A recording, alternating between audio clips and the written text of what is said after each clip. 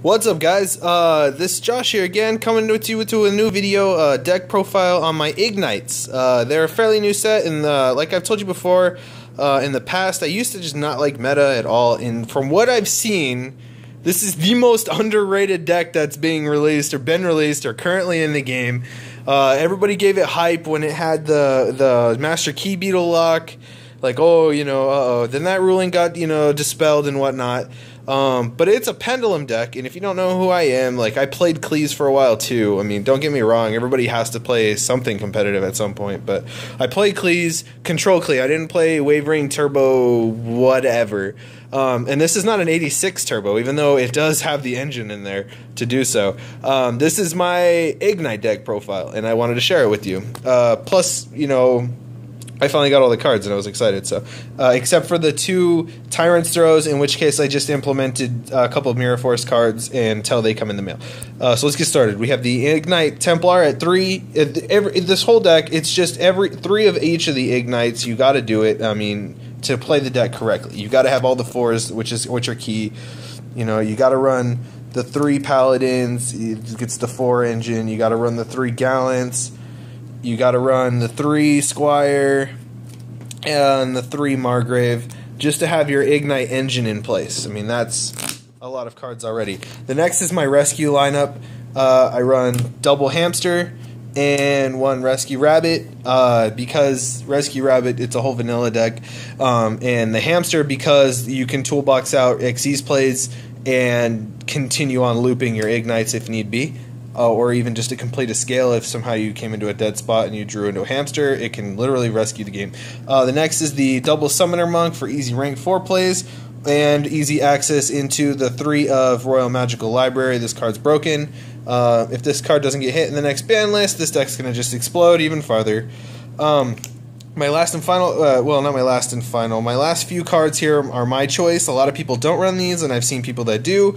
This is one of my more favorite cards that came out in the new set. It's the Luster Draco Slayer.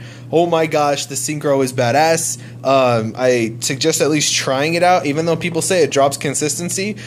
I feel like if the 86 play doesn't work out, or your throws play doesn't work out, there's at least this play to make in the end. And essentially you can make double Pendulum 2, make another one, and make double the synchros that are 2850 beaters, and spin two cards per turn, because it's awesome.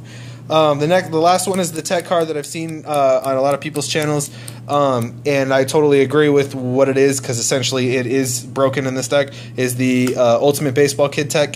1,000 attack points for every fire type monster on board, and 4,500 beater, really good out to towers. It's fantastic. The last is the spells, pretty standard for everybody else and everybody that plays the deck. You got 3 upstarts, Patrick Cobins, whatever. 3 Summoner's Arts, standard, and because the card's still not banned, 3 Reinforcement of the Army, because we love 6 search cards in this deck. It's fantastic. My last 2 cards for the deck are supposed to be throws, but in the meantime they're Stormy Mirror Force and regular Mirror Force, Metal Raiders. Awesome. That's it for the deck profile. Yes, these are going to be Tyrant's Throws once I get my hands on them, which will be sometime this week. Let's show you the extra deck. It's still a little toolboxy, still a little, you know, kind of just figuring out what I like the most. Let's go with it. First one's Alucard. May eventually be a Leviair because I really like the rescue plays. Just for Rabbit again, I guess. Whatever. Next one's got Cowboy, Castell, Silent Honor Arc, Blade Armor Ninja, and double of the baddest freaking Clee out in the game, Excalibur. The reason why I run 2 of the Excalibur and like, you know, instead of anything else is because, like, say you don't have the player, somebody screwed it up for you, you can put a 4,000 beater on board that they can't answer, you know, they have to waste materials to answer, and then the following turn you can try and make something happen. I really like it because alone it's a threat, and they're like, oh snap, I gotta deal with that. And alone it can beat over towers, so it's good. The next one's the Exciton Knight. Next card is the number 86, most broken card for this deck. Ragna Zero, really good in combination with Utopia Beyond, especially, you know, and then rogue matches too that like to buff their guys. Volcasaurus. That's obvious why Volcasaurus isn't here. The Utopia Beyond. I really like Utopia Beyond instead of like Photon Strike Bouncer or Gauntlet Launcher, because this, it doesn't necessarily destroy your opponent's monsters. It doesn't do anything. So all those restrictions that are out there, like, oh, my monsters can't be destroyed by battle, or my monsters can't be destroyed by card effects, or, oh, you know, and all that stuff.